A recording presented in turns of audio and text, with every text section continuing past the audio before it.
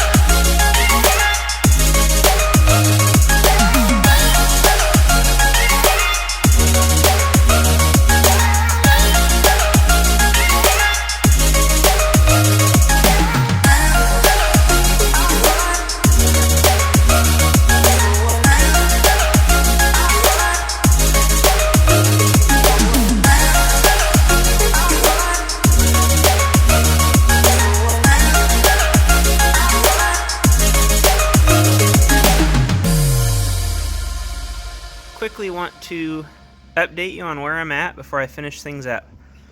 So the first thing I do with making a harness is find a key switch that has the functions that I want.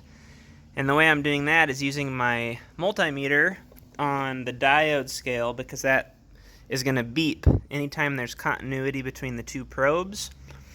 And so I'll put the key in the switch. I'm looking for continuity in the off position between two pins, and what that's going to be is our kill position. So I've got one side of the coil coming to, or the coil coming to one side of that pin, and the other pin is being grounded on my main ground bolt here. So in the off position, the coil is grounded and the engine shuts off. Next up is the run position.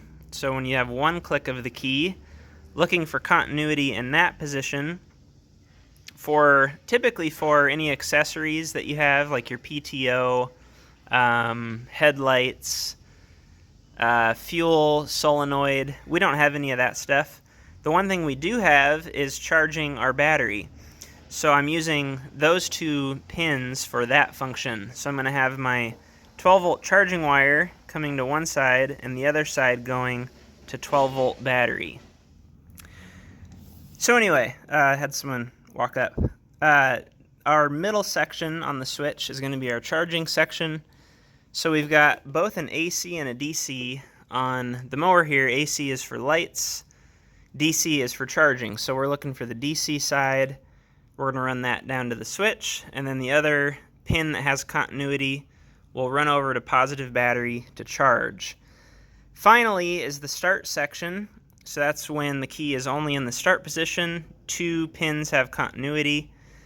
And all we're going to do there is take 12 volts from the switch over to the battery, and then our other one is going to be to the start circuit, which is right up here on top. That's going to come down here to one of the two small pins of the solenoid.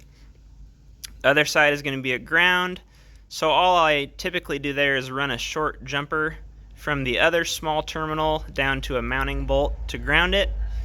Finally, our main starter wires coming in are going to be right here from our positive battery to one big terminal, the other big terminal up to the starter.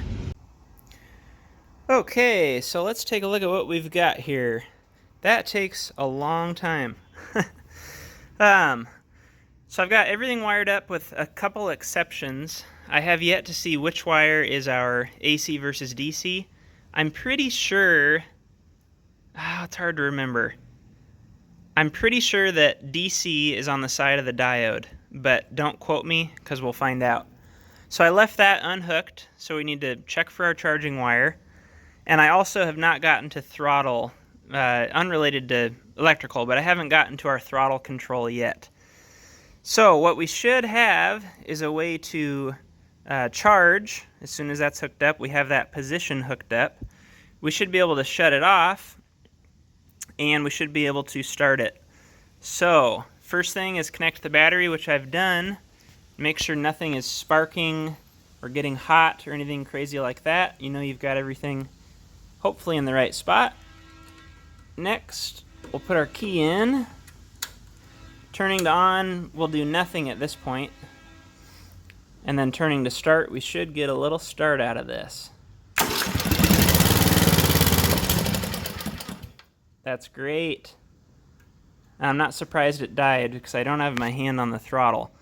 So I'm going to put you on the tripod and reach over and choke it to start, and then make sure that our key shuts it off.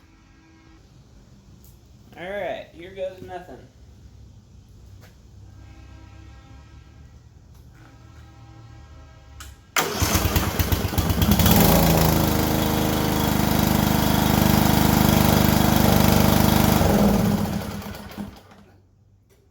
Wonderful!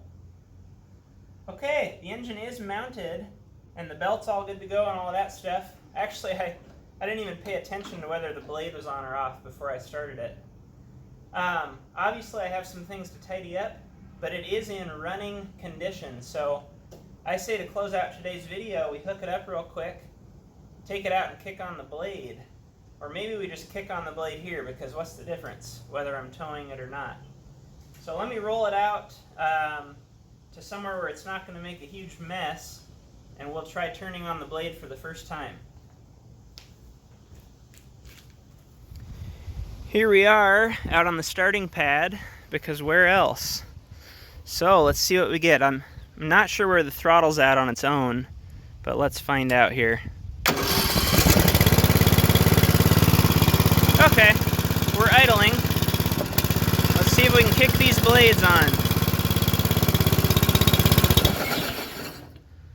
It's okay, let's try it again. A little slower this time.